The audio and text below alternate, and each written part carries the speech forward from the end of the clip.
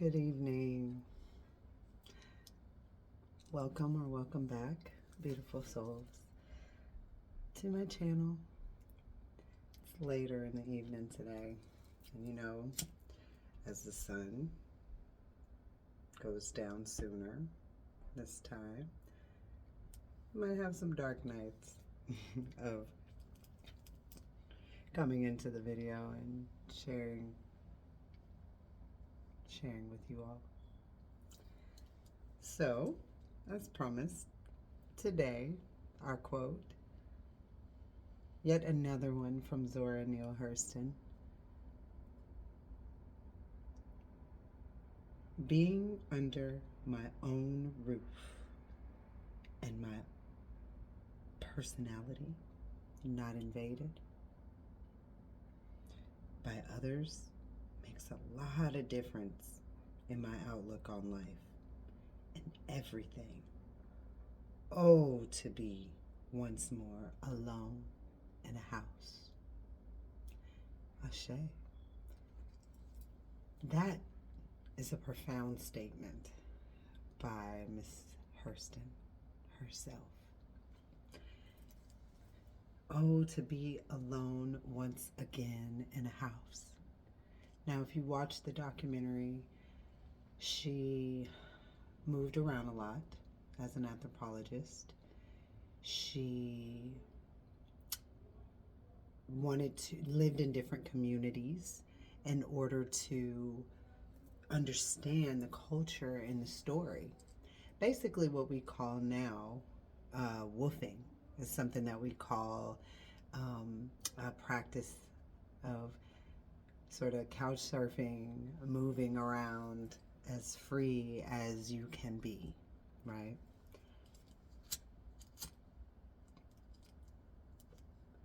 Now,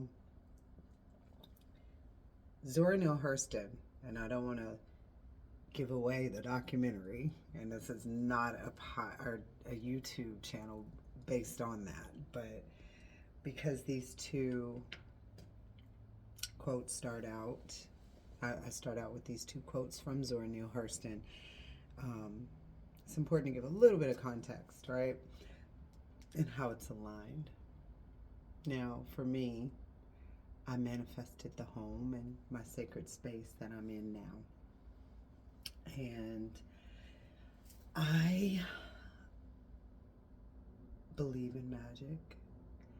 I know that when you have your own sacred solitude within the community, right, it's very important to have some decompression time for yourself,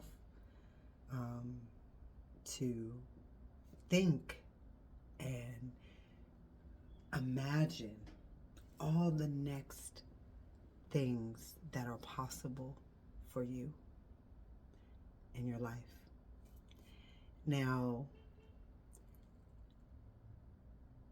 Zora Neale Hurston was a one that, when traveled, she was given a stipend from a very well-to-do rich white woman that was in awe of her work, okay, and all of the magic that Miss Zora Neale Hurston possessed. All right, put my candle here as I talk. And so she was able to pay like her room and board, get her places to rest. And when she was there, it was work for her and not like celebration or space where she can invite a lover and it just be their space to rendezvous. She was not in that way at all distracted by her freedom. Her freedom was never distracted, in a way that she found that space in her own space, in her own home. And so for me,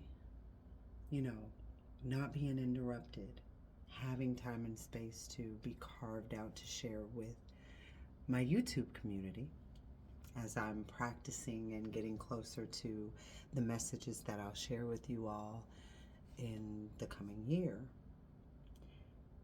It's important for me to have this quiet, sacred space carved out for my work and my dreams and desires to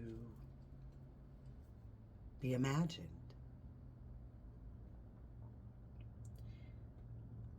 So, for me, the question of the day that comes from that is,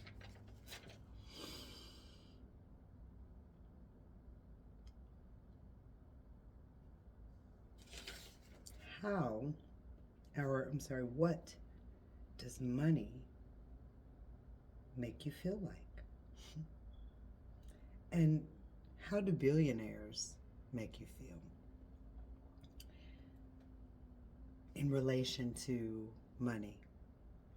Do you feel as though they're selfish, that they stay in their own bubbles, they don't reach out to community? How does that make you feel? Well, yet for me, I know that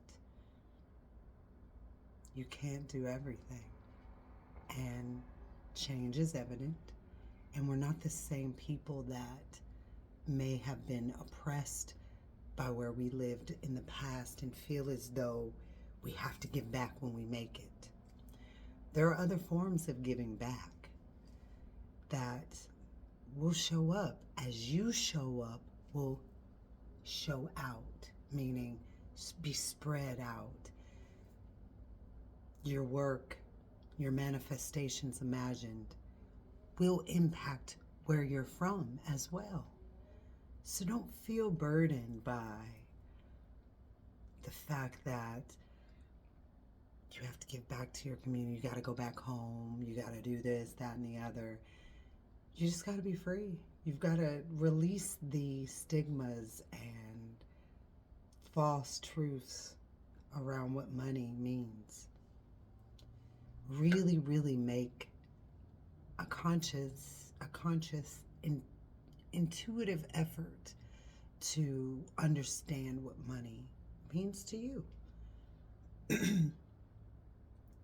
When you're in an imaginative space and you're co-creating, that financial freedom and abundance tends to find its way. And that's where I'll leave it at today.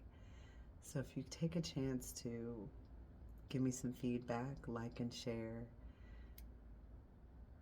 I'll be able to create more content for you, and I'll be able to find more time where I can carve out in my day to bring to you something that is priceless. Ashe.